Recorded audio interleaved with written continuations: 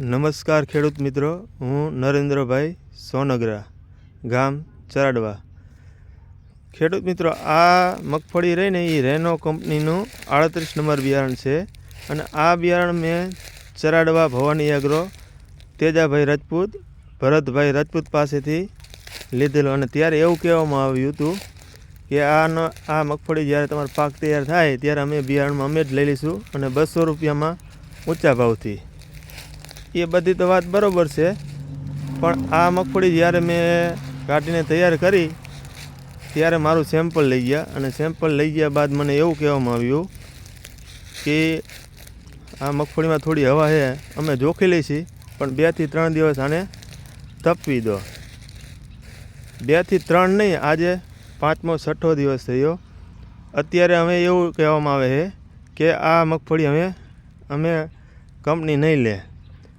તો મારું એટલું જ કહેવાનું છે કે તમારે આ મગફળી ન લેવાની હતી તો મને 5 થી 6 દિવસ પહેલાં શું લેવાનું કહેવાય હતું કે તડકામાં તપવાનું. અત્યારે આને હાલી જો 5 થી 6 દિવસથી રોજના 2 જણા સતત આમાં મહેનત કરતા હોય અને હવે આ મગફળી અત્યારે આ રજા દિવાળીની રજા આવતી હોય, કોણ લે અત્યારે?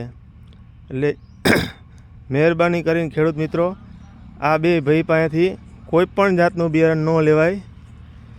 અને આ તેજાભાઈ રાજપૂતની બોલી એવી છે ને કે કોઈ પણ ખેડૂત રહ્યો ને એના ઝપેટમાં તો આવી જ જાય. આની બોલી જ એવી છે કે મીઠી મીઠી વાણી બોલીને અને ખેડૂતને ભરવામાં આવે છે. અને લગભગ ખેડૂતો છેતરાય એવું છે. ઘણા ખેડૂતને તો મગફળીની ઉગી પણ નથી.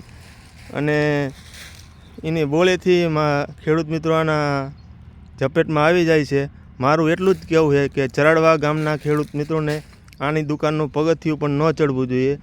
આ ખાલી મગફળી નહીં, જીરું છે, તલ છે, દરેક પાકમાં તમને વારંવાર કહેતા હોય કે અમે આમ કરશી તેમ કરશી, પણ બિયારણ વખતે ફક્ત એના લાગતા વળગતા હોય ને એનું જ જોખ છે 2-5 જણાનું, બાકી લોલીપોપ જ હોય છે.